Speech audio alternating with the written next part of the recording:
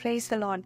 యేసు నామస్మరణ అనే ఉదయకాల కార్యక్రమానికి మీ అందరికీ ఆహ్వానమండి. ఈ ఉదయకాలం ఎలాగున్నారు?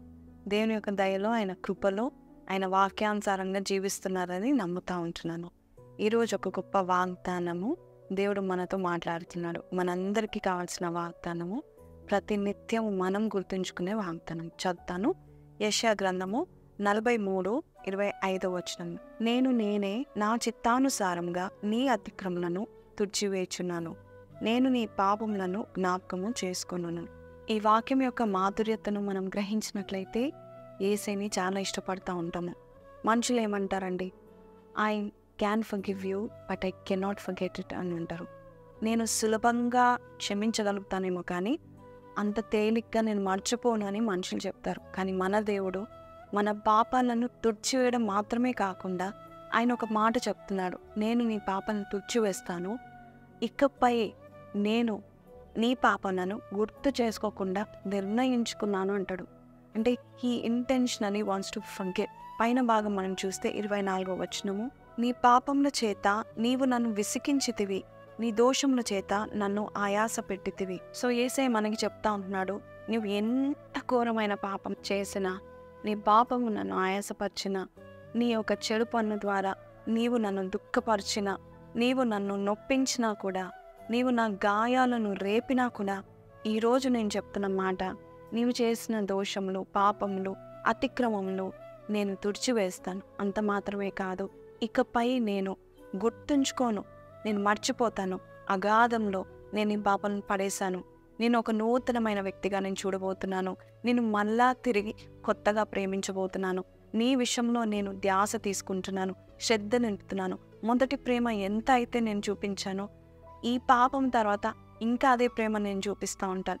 ఇంకా చెప్పాలంటే మరీ ఎక్కువగా చూపిస్తూ ఉంటాను. నిజమే అండి, పాపం చేసినప్పుడు దేవుని యొక్క కృప అధికంగా పనిచేస్తుందంట. ఈరోజు ఆయన కృపను, ఆయన ప్రేమను మనకి చూపిస్తూ, మన యొక్క పాపాలను క్షమిస్తూ, మనం ఏం చేసామో అవి మర్చిపోయి తిరిగి మనల్ని చాలా ఎక్కువగా ప్రేమిస్తున్నాడు.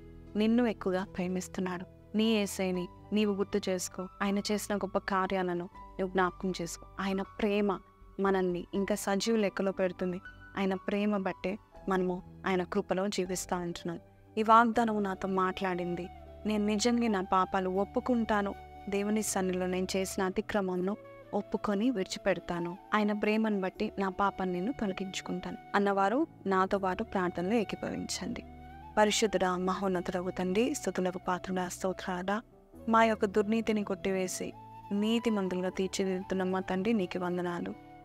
ఎవరైతే మోకాల మీద ఉండి, ఎవరైతే ప్రభా తండ్రి అయ్యా తని వారు నిశ్చయంగా ప్రార్థన చేస్తున్నారో నాయన ప్రభా, ఎంతో సిన్సియర్గా, అవును ప్రభా నేను తప్పులు చేశాను, పాపాలు చేశాను, అయినా నీవు నన్ను వదిలిపెట్టట్లేదు, నీవు తిరిగి నన్ను ప్రేమిస్తున్నావు, మర్చిపోతున్నావు అని ప్రభా తండ్రి యేసయ్య మొర్ర పెట్టుకుంటున్నారు. వారి జీవితంలో నైనా ప్రభా నీవు ఈ వాగ్దానం చేసింది వారి జీవితంలో నెరవేర్చి నడిపిస్తావని నమ్మొచ్చినాము నైనా.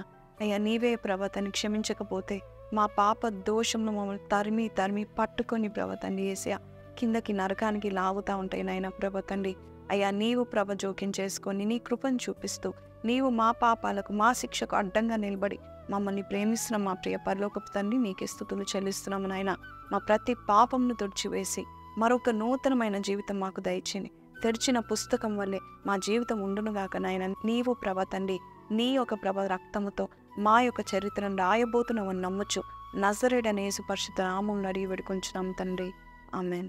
ప్రైజ్ లార్డ్ అండి. దేవుడు మిమ్మల్ని ప్రేమిస్తున్నాడు. God loves you so much. God has forgiven you.